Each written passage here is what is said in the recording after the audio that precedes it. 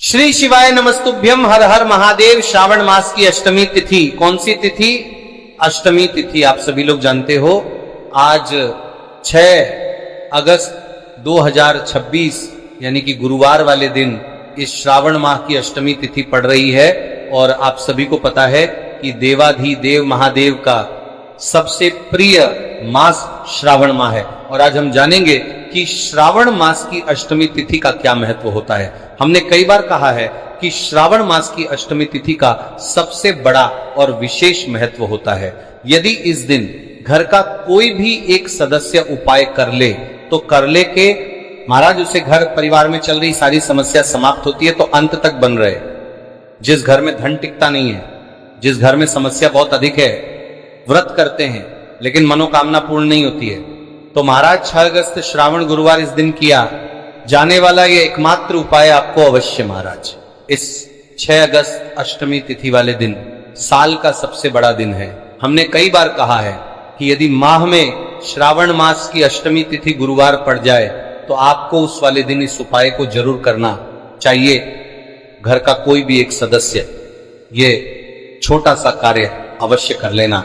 ये सबसे बड़ी तिथि और साल का सबसे बड़ा दिन है।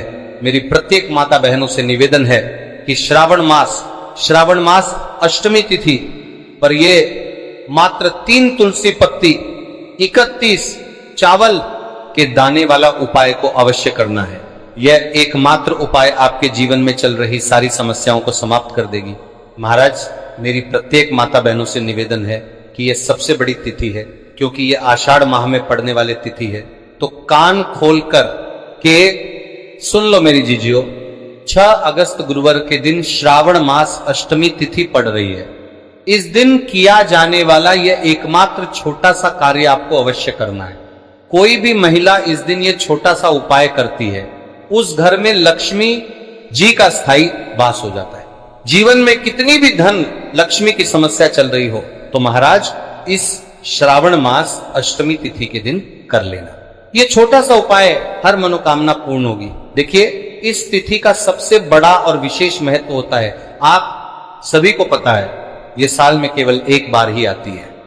इस दिन केवल यदि इस एकमात्र उपाय को कर लेते हैं तो महाराज जो भी हमारे जीवन में जो समस्या चल रही है, धन संपदा में कमी होना, कार्य में वृद्धि ना होना, घर में दुख कष्ट, सारी समस्या समाप्त होती है। क्योंकि यह उपाय एकमात्र श्रावण मास का और विशेषकर श्रावण मास अष्टमी पर किया जाता है। पूरा साल निकल गया, आपने इस उपाय को आज तक किया ही ना हो तो महाराज विशेषकर मेरी माता बहन श्रावण मास की अष्टमी तिथि वाले दिन, श्रावण माह की इस अष्टमी के दिन उपाय को अवश्य कर ले। देखिए आप सभी जानते हो इस दिन का इतना महत्व क्यों होता है, और यदि इस दिन का कोई उपाय है तो मात्र 3 तुलसी पत्ती 31 चावल के दाने वाला उपाय किस समय करना है यह बात हम आगे करेंगे। तो देखिए श्रावण मास अष्टमी तिथि है। मेरी कई सारी माताएं बहनें रोज पूजा पाठ करती हैं, उनसे विशेषकर निवेदन है प्रदोष कल में यह छोटा सा कार्य अष्टमी तिथि के पावन पर्व पर एक छोटा सा कार्य रात्रि के समय अवश्य करें। अब देखिए महाराज यदि आपके घर का कोई भी एक व्यक्ति इस दिन मात्र 3 तुलसी पत्ती 31 चावल के दाने वाला उपाय को कर लेता है तो जो भी पूरे घर परिवार में समस्या चल रही है वह सारी समस्या समाप्त होती है। भक्तों, शिव महापुराण की कथा में बताया गया है कि श्रावण माह की गुरुवार अष्टमी तिथि का सबसे बड़ा विशेष महत्व होता है, क्योंकि यह श्रावण मास के दिन शिव को समर्पित है और इस दिन का सबसे बड़ा उल्लेख है। इस दिन बड़े बड़े यज्ञ पूजा पाठ अनुष्ठान होती है। जैसे 6 अगस्त के दिन देखिए यदि हम श्रावण माह में छोटे से छोटा दिन कोई सा भी उपाय करते हैं तो उसका फल तो हमें अवश्य ही मिलता है, लेकिन यदि इस दिन करें तो उसका फल 100 गुना बढ़ जाता है। और अष्टमी और गुरुवार का मात्र 108 चावल के दाने, एक तुलसी लकड़ी वाला दीप उपाय, दीपक घर में माता लक्ष्मी का स्थायी वास करती है, क्योंकि यह समर्पण वाला उपाय है और इस उपाय को हम प्रदोष काल के समय पर कर रहे हैं। तो महाराज यदि लक्ष्मी की समस्या है तो वह समस्या भी समाप्त होगी जो आपकी मुश्किल समस्या समाप्त होती है। और हल्दी ये शुभ का संकेत है, यानी विवाह में अड़चन आ रही है या फिर कोई कार्य में, तो उसमें अवश्य सफलता प्राप्त होगी। इस उपाय को करने का तो फल हमें मिलता ही है, लेकिन यदि किसी विशेष तिथि पर किया जाए तो उसका भी हमें फल प्राप्त होता है। श्रावण मास अष्टमी तिथि। और देखिए महाराज जी, हमने हमारी पिछली बार की कई सारी शिव महापुराण की कथाओं में आपको इस उपाय को अच्छे तरीके से बताया भी है और समझाया भी है, लेकिन आज एक बार फिर से हम आपको इस उपाय को समझाएंगे, क्योंकि 6 अगस्त श्रावण गुरुवार का दिन सबसे बड़ा और विशेष दिन है। देखिए, यदि आपने इस मात्र 3 तुलसी पत्ती 31 चावल के दाने वाला उपाय को कर लिया, तो आपको इस उपाय का वह फल मिलेगा जिसकी आपने कभी कल्पना भी ना करी होगी। देखिए महाराज जी, जो मनोकामना बड़े बड़े पूजा पाठ से पूर्ण नहीं होती, वो केवल इस श्रावण माह पर करने से पूर्ण हो जाती है। देखिए, मेरी कई सारी माताएं बहनें जिन्हें पता भी नहीं है कि उनके जीवन में जो समस्या चल रही है उसका कारण क्या है, यानी कि मुख्य कारण क्या है, किस वजह से यह समस्या है। मतलब भाई, जीवन में जो अटकने आती हैं, जिनका कारण अक्सर हमें पता ही नहीं चलता, लेकिन आज के दिन किया जाने वाला यह उपाय आपके जीवन की सारी समस्या को समाप्त कर देगा। तो चलिए अब हम उपाय की ओर चलते हैं। अब बात करते हैं कि इस उपाय को किस समय करना चाहिए। देखिए महाराज जी, इस उपाय को करने के 2 समय बताए गए हैं, सुबह का समय, प्रदोष काल का समय। कई सारी माता बहनें सुबह के समय इस उपाय को करना चाहती है, तो वह सुबह के समय इस उपाय को कर सकती है। सुबह का समय सबसे शुभ माना जाता है, विशेषकर पूजा पाठ और उपासना के लिए सुबह का समय बहुत उत्तम है। सबसे श्रेष्ठ समय सुबह 7 बजे से 8 बजे तक यदि कोई व्यस्त है और वे इस उपाय को करना चाहते हैं तो सुबह 10 बजे तक कर सकते हैं। और यदि कोई माता बहन चाहे कि वह 12 बजे से पहले कर ले तो भी मान्य है। बस इतना ध्यान रखना है कि दोपहर 12 बजे से बाद नहीं होना चाहिए। अब देखिए, महाराज की बात कर लेते हैं प्रदोष काल के समय के बारे में। प्रदोष काल का समय दूसरा श्रेष्ठ समय है प्रदोष काल। प्रदोष काल का अर्थ है संध्या के समय का वह विशेष मुहूर्त, सबसे श्रेष्ठ समय। शाम 5 बजे से 6 बजे तक यदि इस समय न हो पाए तो रात 8 बजे तक कर सकते हैं, लेकिन याद रखिए 8 बजे के बाद ये उपाय ना करें। अब कई सारे लोग कमेंट करके हमसे ही समय पूछने लगते हैं कि महाराज जी आप ही बता दीजिए सबसे उत्तम समय कौन सा है, कौन सा समय चुने। यदि आप प्रदोष काल में करें तो दीपक साथ ले जाएं, यदि आप सुबह करें तो गंगा जल साथ रखें। दोनों समय पर भगवान विष्णु प्रसन्न होते हैं, आप किसी भी समय कीजिए। अब देखिए, बात कर लेते हैं इस उपाय की सामग्री के बारे में कि इस उपाय के लिए आपको क्या क्या सामग्री चाहिए। 3 तुलसी पत्तियां ताजी हों तो उत्तम। यदि एकादशी का दिन है तो तुलसी नहीं तोड़नी चाहिए। ऐसे में घर में रखी सूखी तुलसी पत्तियां भी उपयोग में ली जा सकती हैं। यदि आपके घर में तुलसी का पौधा नहीं है तो आप किसी पड़ोसी या परिचित से ले सकते हैं। देखिए, भगवान विष्णु को हल्दी अत्यंत प्रिय है, तो अब हमें हल्दी लेना है। 1 चुटकी हल्दी, रसोई घर की हल्दी चलेगी, शुद्ध हल्दी का प्रयोग करें। अब इस उपाय को करने के साथ में हमें एक दीपक भी लेना है महाराज जी, ठीक है। एक दीपक, लंबी बत्ती का दीपक प्रदोष काल में करने पर दीपक अवश्य जलाएं। थोड़ा सा गंगा जल सुबह के समय करने पर गंगा जल का उपयोग करें। भगवान विष्णु की प्रतिमा या चित्र भगवान विष्णु, श्री राम या श्री कृष्ण की प्रतिमा रखें। अब हम इस उपाय की पूरी विधि विस्तार से समझते हैं। शुद्धि और प्रारंभिक प्रार्थना। सबसे पहले आप स्नान कर लें या कम से कम हाथ मुंह धो लें। स्वच्छ वस्त्र पहने और पूजा स्थान को साफ करें। भगवान विष्णु की प्रतिमा के सामने आसन बिछाएं। तुलसी से प्रार्थना करके 3 पत्तियां लेना। हे माता तुलसी, मेरे जीवन में अनेक कष्ट हैं, मैं आपसे विनम्रता पूर्वक 3 पत्तियां ले ला रही हूं, कृपया मेरी मनोकामनाएं पूर्ण हों। अब 3 तुलसी पत्तियां तोड़ लें, हल्दी लगाना। अब उन 3 पत्तियों में से 2 पत्तियों पर हल्दी की छोटी छोटी बिंदी लगाएं। यह बिंदी शुभता का प्रतीक है। ऐसा करने से पत्तियां और भी पवित्र हो जाती हैं। दीपक या गंगा जल का प्रयोग। यदि आप प्रदोष काल में हैं, दीपक जलाएं। यदि आप सुबह कर रहे हैं, गंगा जल का स्पर्श करें। 2 तुलसी पत्तियां अर्पण करना। आप जिन 2 पत्तियों पर हल्दी लगी है उन्हें भगवान विष्णु की प्रतिमा के सामने अर्पित करें और कहें, हे श्री हरि, मैं आपको ये तुलसी पत्तियां अर्पित करती हूं, कृपया मेरी मनोकामनाएं पूर्ण करें, मेरे कष्ट दूर करें, मेरे परिवार में सुख शांति लाएं। नमो नारायणाय। अब अपनी समस्या या मनोकामना स्पष्ट रूप से बोले, जैसे मेरे घर में कलह है, कृपा कर इसे दूर करें, मेरे बच्चों को शिक्षा में सफलता मिले, मेरे घर में धन की कमी दूर हो। तीसरी तुलसी पत्ती का प्रयोग अब बची हुई। तीसरी पत्ती को आप घर के किसी शुभ स्थान पर रख दें, जैसे घर का मंदिर, धन स्थान, तिजोरी, अलमारी या घर का पवित्र स्थान। यह पत्ती आपके घर में समृद्धि और शुभता का प्रतीक बनेगी। अंत में भगवान विष्णु से प्रार्थना करें, हे विष्णु भगवान, आपने ये छोटी सी भक्ति स्वीकार की, कृपा कर मेरे जीवन में शांति और सुख प्रदान करें। फिर तुलसी माता को धन्यवाद दे मंत्र जाप। उपाय करते समय आप सरल मंत्र जप सकते हैं, नमो नारायणाय 11 बार या श्री विष्णवे नमः 21 बार। उपाय करने के बाद का फल अब देखिए महाराज जी, इस उपाय का फल क्या होता है। घर में शांति बनी रहती है, धन की वृद्धि और आर्थिक स्थिरता आती है, मनोकामनाएं धीरे धीरे पूर्ण होती हैं, परिवार में प्रेम और सौहार्द बढ़ता है, रोग और बाधाएं दूर होती हैं।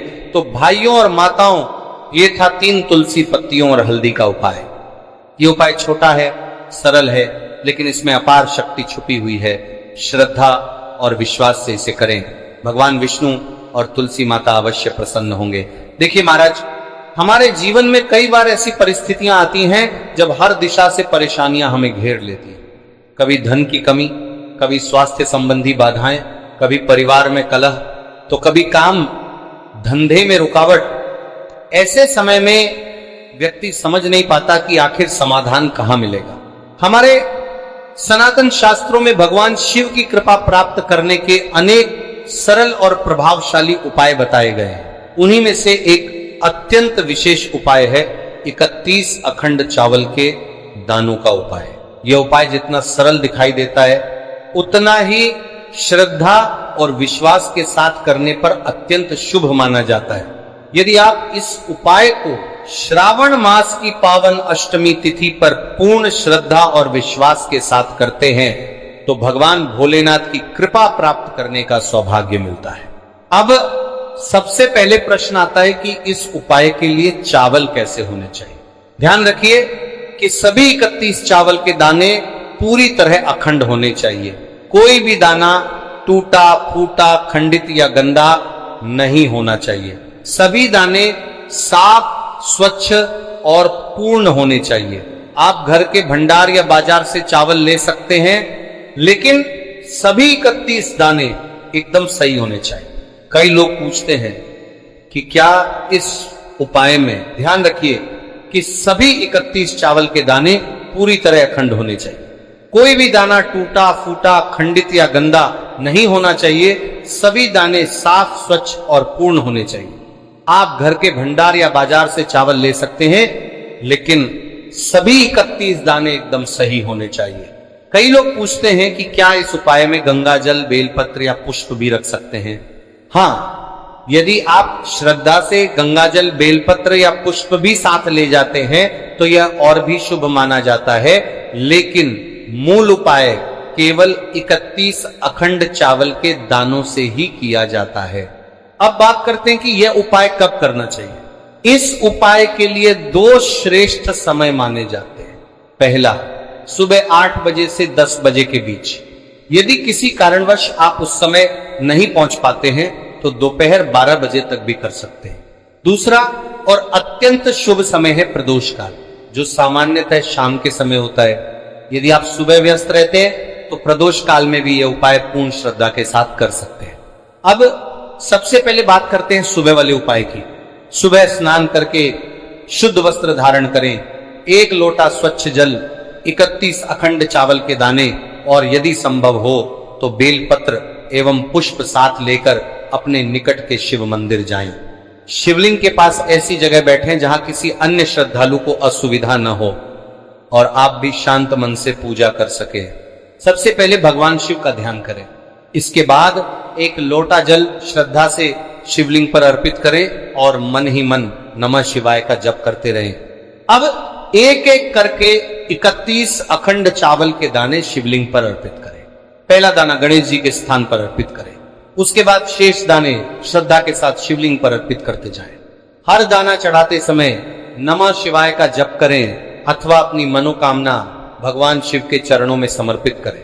जब सभी 31 दाने अर्पित हो जाएं, तब हाथ जोड़कर प्रार्थना करें, हे भोलेनाथ, मेरे जीवन के सभी दुख कष्ट और बाधाएं दूर करें, मेरे परिवार में सुख शांति समृद्धि और उत्तम स्वास्थ्य प्रदान करें तथा मेरी मनोकामना पूर्ण करें। इसके बाद कुछ क्षण शांत बैठकर भगवान शिव का ध्यान करें और नमः शिवाय का 31 बार जप करें। यही सुबह वाला उपाय पूर्ण हो जाता है। भाग 2, प्रदोष काल का उपाय, विशेष दीपक, सावधानियां और समापन। अब देखिए महाराज जी, बहुत सारी माताएं, बहनें और श्रद्धालु ऐसे होते हैं जो सुबह अपने कार्यों में व्यस्त रहते हैं और सुबह के समय शिव मंदिर नहीं जा पाते। ऐसे सभी श्रद्धालु इस उपाय को प्रदोष काल में भी कर सकते हैं। प्रदोष काल भगवान शिव की आराधना का अत्यंत शुभ समय माना जाता है। सबसे पहले स्नान करके शुद्ध वस्त्र धारण करें। यदि किसी कारणवश स्नान करना संभव न हो तो हाथ मुंह धोकर स्वच्छ वस्त्र पहन ले और भगवान शिव का स्मरण करते हुए अपने निकट के शिव मंदिर पहुंच जाएं। अपने साथ 31 अखंड चावल के दाने, एक शुद्ध आटे का दीपक, रुई की बत्ती और शुद्ध घी या तिल का तेल अवश्य लेकर जाएं। शिवलिंग के पास ऐसी जगह बैठें जहां किसी अन्य श्रद्धालु को कोई असुविधा न हो और आप भी शांत मन से अपना उपाय पूर्ण कर सकें। सबसे पहले भगवान शिव का ध्यान करें। इसके बाद शुद्ध आटे से बने दीपक को प्रज्वलित करें। ध्यान रहे कि दीपक में हल्दी या नमक का प्रयोग न करें। दीपक को शिवलिंग के अत्यधिक निकट न रखें, बल्कि उचित दूरी पर रखें ताकि भगवान शिव के अभिषेक या अन्य श्रद्धालुओं की पूजा में कोई बाधा न आए। अब हाथ जोड़कर भगवान शिव से अपनी मनोकामना कहें और मन ही मन नमः शिवाय का जप प्रारंभ करें। इसके बाद 31 अखंड चावल के दाने एक एक करके शिवलिंग पर अर्पित करें। पहला चावल भगवान श्री गणेश के स्थान पर अर्पित करें। उसके बाद शेष चावल श्रद्धा और विश्वास के साथ शिवलिंग पर अर्पित करते जाएं। प्रत्येक दाना चढ़ाते समय नमः शिवाय का जप करते रहें। यदि चाहें तो प्रत्येक दाने के साथ अपने जीवन की एक एक बाधा भगवान शिव के चरणों में समर्पित करने का भाव भी रखें। जब सभी 31 चावल के दाने अर्पित हो जाएं, तब हाथ जोड़कर भगवान शिव से प्रार्थना करें, हे भोलेनाथ, मेरे जीवन के सभी दुख कष्ट रोग आर्थिक परेशानियां पारिवारिक कलह और सभी बाधाएं दूर करें। मुझे सद्बुद्धि सुख शांति समृद्धि और आपके चरणों की भक्ति प्रदान करें। इसके बाद श्रद्धा के साथ महामृत्युंजय मंत्र या जरू नमः शिवाय का कम से कम 31 बार जप करें। कुछ समय शांत बैठकर भगवान शिव का ध्यान करें और फिर मंदिर से प्रसन्न मन से अपने घर लौट आए। अब बहुत से लोग पूछते हैं कि क्या ये उपाय घर में स्थापित शिवलिंग या शिव पिंडी पर किया जा सकता है? यदि आपके क्षेत्र की परंपरा या आपके गुरु का निर्देश अलग न हो तो इस विशेष उपाय को शिव मंदिर में जाकर करना अधिक शुभ माना जाता है। अब बात करते हैं एक विशेष दीपक के उपाय की। यदि आपने ये उपाय सुबह किया है तो घर लौटकर भगवान शिव के समक्ष श्रद्धा से हल्दी का दीपक जला सकते हैं। यदि आपने यह उपाय प्रदोष काल में किया है तो आटे का दीपक जलाना शुभ माना जाता है। दोनों दीपकों का अपना अपना